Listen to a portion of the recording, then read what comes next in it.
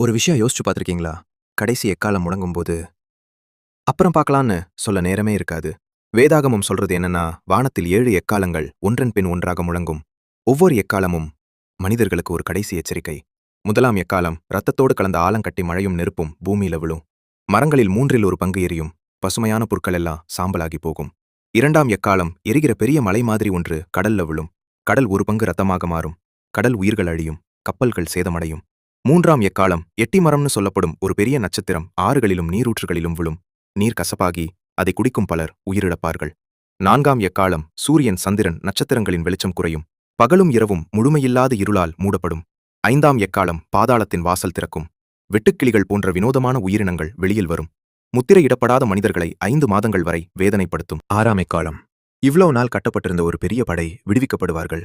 அவங்க பூமியில இருக்கிற மனுஷங்கள்ல 3 ஒரு பங்கு பேரை அழிப்பாங்க. இவ்வளவு